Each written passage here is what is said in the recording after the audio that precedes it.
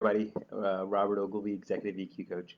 Or, what do I call myself?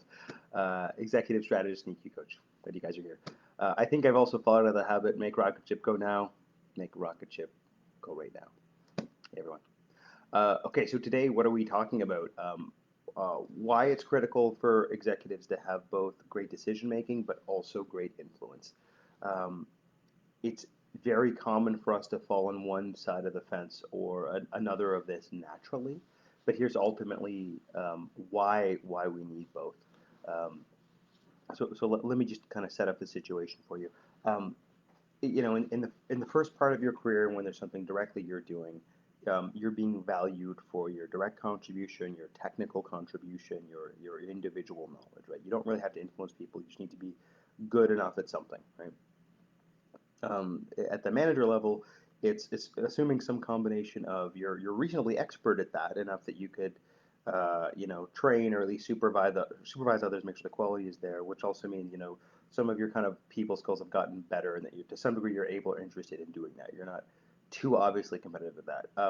That may not be a given. Frankly, two-thirds of people quit because of a bad boss. So there's lots of individual good performers which don't even make that first kind of good manager cut because they're basically competing at odds with the very team they're supposed to be enabling and leading. But let's just assume that's a given for a second, right? These in this situation, everything that you're doing, you have direct control over. Either and it's a direct task thing you can do, or it's a direct report, it's a direct team member, it's a direct staff member that you can have direct influence over, right? And so you don't really need influence outside of that per se, because the scope of work, the scope of how you add value and contribute is pretty contained. Right? Why is that different for an executive, or you could even broaden that and say, why is that different for someone that's working on higher level strat stuff? Because there's more people in play. That's what it is, right? So they need to be able to influence and impact others, right? And I don't mean this in some negative sense. I don't mean this in some demagogue kind of like, ooh, how do I engineer people? Um, what it feels much more like is that, geez, I'm used to thinking about what a win for my team, my 5 or 10 people looks like. Now I need to figure out what a win for my department of 50 people or my company of 500 people look like, right? That's a few orders of magnitude more complicated, right? And so the influence side is more like you're impacting these. You need to know how to collaborate and deal with these people well and take that into account. But the decision making side of it is that you actually need to get quite a bit better at the way you're thinking about strategy and decision making, right? Um, the classic trap here is that a lot of the frankly the traps of management is a kind of short-term KPIism where you're thinking as long as I'm looking at my quarterlies, my monthlies, my weeklies, and those are on track in the right direction, that must mean we're going well, right? Well, that says nothing strategically, like long term. If you're going in the right direction, you're frankly probably not if you haven't re-examined that in a long time. And even at its worst, it can mean that you're sacking long term for short term gains, right? So this is most obvious in kind of sales or something relationship based, where there is this kind of elasticity and push and pull. So if you want, you can push things and get more sales for the month or the quarter, but you do it at the cost of burning relationships and goodwill, which would actually be more beneficial in the long term, right? So you don't want to be incentivizing. Okay, so that's a bit more obvious. Like that's just again, it's like how to be a good individual team manager, right? um, the fact that you might have to make decisions, not might, that you will have to make decisions now that includes orders of magnitude more people and more changing factors is why you need to get better at decision making, right? So this impulse towards productivity is totally, I don't want to say totally counterproductive, but it gets us thinking in the wrong way. It kicks up this um, like defensive.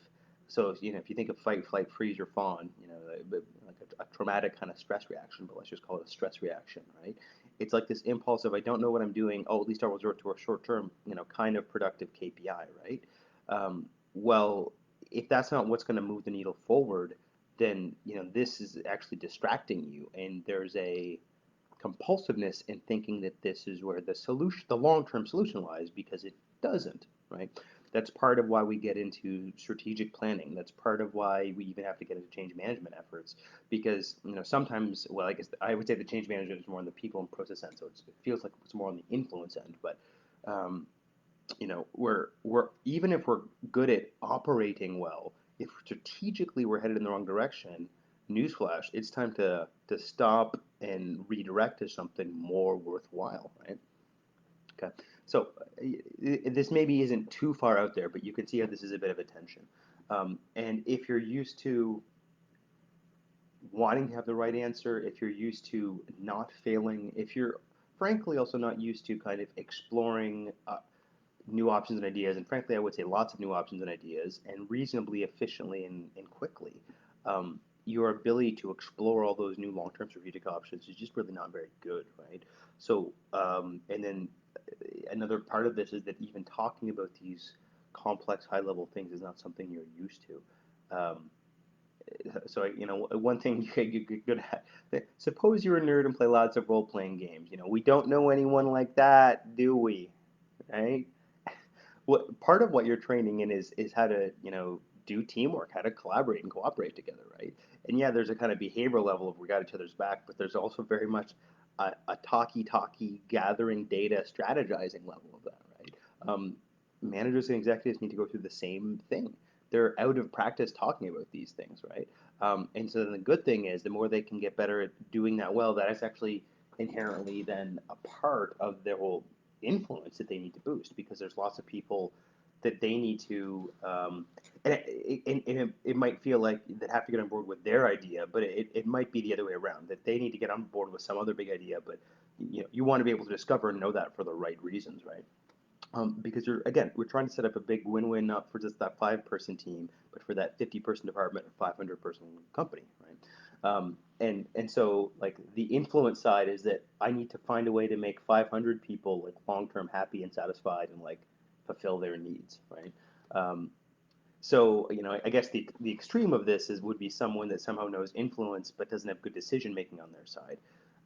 That is often the case if someone is there out of seniority and they become really out of touch um, with the right, you know, with modern techniques and analysis to understand things. They've become out of touch with what people, their own organization is feeling. They've become out of touch with the customers and the needs of the customers, what's going on in the market.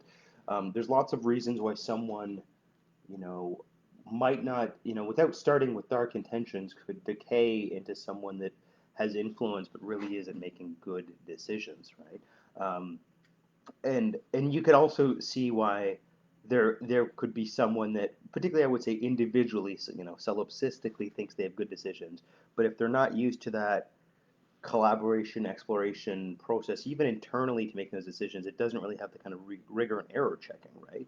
Which means, really they can just be kind of haughty about, well, I think I have a good idea that's totally unchecked and, not reality tested. Um, that doesn't help anyone. It's actually very subversive from a team meeting standpoint. Um, One of the things I see all the time in, engineers and other frankly, pseudo intellectuals kind of deploy this is that they don't put forward ideas of their own. They shoot down other people's ideas, and the intent is to some small or large degree, up their intellectual status, make them seem smarter or like they have a better grasp on things. Which, to someone less aware of that tactic, it might do, right? But really, what it's done is that the group it blocks group progress because no ideas can get through, right? If you think of Cantor's four rules, right? Mover, opposer, observer, sorry, follower and observer, right? It's a poser, which is supposed to be about pushback for the sake of boosting quality and making it more well-rounded in the decision, but it's a poser taken to kind of an antisocial, pathological level, right? Or an incredibly selfish level, right? And these are just some of the ways that the influence side of someone who thinks they're good at decision making really isn't needs to get their stuff together because this ultimately comes out of the influence side of it. There's lots of ways to slice and dice it, but at the executive level, there are various components in terms of how you're making decisions, which need to get way better. And it's both the volume of decisions, but the breadth of decisions you're making, how sustainable and long-term decisions are. But a lot of it too is also that you have enough of the right stakeholders, enough of your managerial and executive colleagues, enough of the organization, enough of the customers, enough of the outer partners and other stakeholders on board that you can do your job well, right? So this is not easy. So we do need both influence, and good decision making to come together if we're going to be at our best as an executive. That's it for today. I'll talk to you guys soon. Bye.